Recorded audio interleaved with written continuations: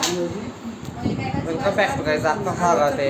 एक देखो 14 अप्रैल की कैसी तैयारी शुरू है हमारे घर में। हाँ, ज्यांच्यामुळे लाखो घराचे उद्धार झाले, दीनदुबळ्या जगण्याचे अधिकार मिळाले, कोटी कोटी अभिवादन त्या महामानवाला ज्यांनी संविधान रूपी समतेचा अधिकार दिला, ज्यांनी संविधान रूपी समतेचा अधिकार दिला. Good evening everyone. Myself Swara Dinesh Patil. Today I would like to share my thought with you and on important topic of Indian Constitution. Our Indian Constitution. भारतीय संविधान आपला राष्ट्राचा कागदाचा तुकडा नसून भारताचा आत्मा. टीचर आहे काय जे? 26 नोव्हेंबर 1949 रोजी ह्या दिवशी भारतीय संविधान दिन साजरा केला जातो. भारतीय संविधान प्रत्येक नागरिकाला फ्रीडम, इक्वालिटी, जस्टिस ह्यासारखे हक्क मिळवून देतात.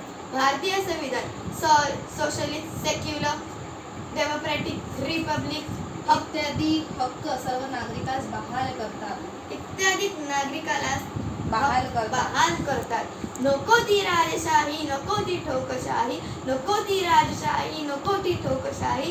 संविधानाने दिली आम्हाला महान लोकशाही, महान लोकशाही. टाळ्या टाळ्या टाळ्या.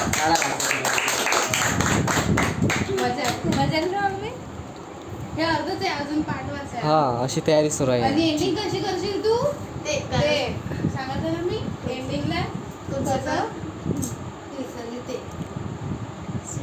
हे लाखात ही देखणी, लाखात री देखणी ग माझ्या भीमाची लेखनी, ग माझ्या भीमाची लेखनी. अरे लाखातली देखणी, लाखाली देखणी ग माझ्या भीमाची लेखनी. असं आता कोण बोलते?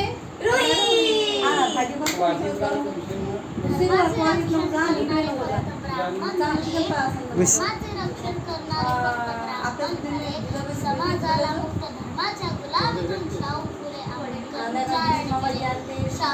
आंबेडकर विचार केले, ज्यांनी विश्वाला शांतीचा संदेश दिला. महाकरुणी तथागत तसेच छत्रपती शिवाजी महाराज, क्रांतिज्योती सावित्रीबाई फुले, महात्मा ज्योतिबा फुले, भारतरत्न परमपूज्य बोधिसत्व डॉक्टर आंबेडकर व संत कबीर, सतोजी महाराज तमाम अशा सर्व महामानवांनी व्हिडिओ पण काढून मग अभिवादन करते. रोज पुरा व्हिडिओ काढायचा आहे.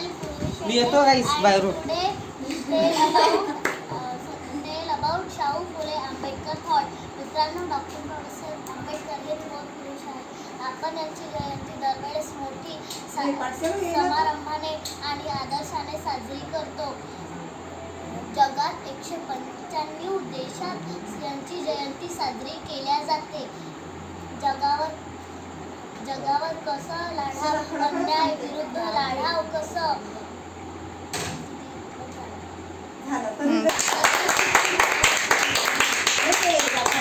आता रोली.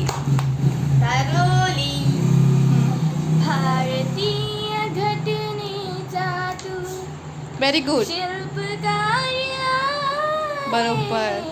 भारतीय घटनेचा तू शिल्पकार आहे. सुगंधा परी तव कीर्ती दिगंतात वाहे, दिगंतात वाहे. भारतीय घटनेचा तू. महाकारुणिक तथागत भगवान गौतम बुद्ध, क्रांतिज्योती सावित्रीबाई फुले, महात्मा ज्योतिबा फुले, परमपूज्य बोधिसत्व महामानव डॉक्टर बाबासाहेब आंबेडकर, तसेच माता रमाई, माता भीमाई या सर्व महामानवास मी नतमस्तक करते. मी सायली तातोड आज आपणासमोर आजच्या युगातील शिक्षण व्यवस्था किती महत्त्वाची आहे याबद्दल काही शब्द मांडणार आहे. बरोबर. आता परी. अरे हो, तिला काही सांग.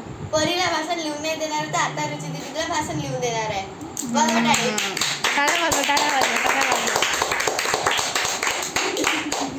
काय करू? परीला विषय आपण, तुला काय वाटते, तुला कशावर भाषण लिहून द्यायला पाहिजे? तो शिक्षण व्यवस्था. हिला आपण महागायक वामनदादा कर्डक याच्यावर बोलायला लावू, कारण त्यांचं समाजकार्य खूप मोठं आहे. इतके मोठे कवी त्यांच्याबद्दल सांगू, कारण लोकांना भान नाही आहे त्यांचं, पण गाणे सगळे त्यांचेच आहे. जितके गाणे आज वाजतात सगळे गाणे त्यांचेच आहे. म्हणून तुझं आपण ते भाषण देऊ. अजून तुला आपण देऊ आजच्या काळातील शिक्षण व्यवस्था, एज्युकेशन सिस्टम कुठे काय गरज आहे आणि कशी असायला पाहिजे as compare to other countries. तर आपण ते सांगू. साक्षरता लिटरसी रेट आपला भारताचा किती आहे, कशा प्रकारे वाढला पाहिजे, वुमन एम्पॉवरमेंट कसं झालं पाहिजे, आणि कशा प्रकारे स्त्री आज समोर जात आहे. पण स्त्री पुरुष हा भेदभाव कमी होतच आहे. परंतु शिक्षण किती महत्त्वाचं आहे. 10वी पर्यंत फक्त अभ्यास रखणं म्हणजे शिक्षण नाही, तर त्याच्यातलं पुस्तकातील एक एक शब्द समजणं म्हणजे अभ्यास. ठीक आहे. तर तुला शिक्षण व्यवस्थावर लिहून देऊ आणि तुला वामनदादा कर्डकवर लिहून देऊ. चल मग ही आता विषय वामनदादा कर्डक. हे मला दे नाव. शिक्षण व्यवस्था कट करून तिथे लिही की वामनदादा कर्डक. ते राहते एका जागी म्हणून ते थांबू देत नाही. मा येऊन राहिले ते तुझी दिदी ना वामनदादा कर्डक. तिला हाकललं, तिला आम्ही असं म्हटलं वामनदादा कर्डक. जय कसोटीच्या भावानं एवढं मारलं बापाला. कोणाला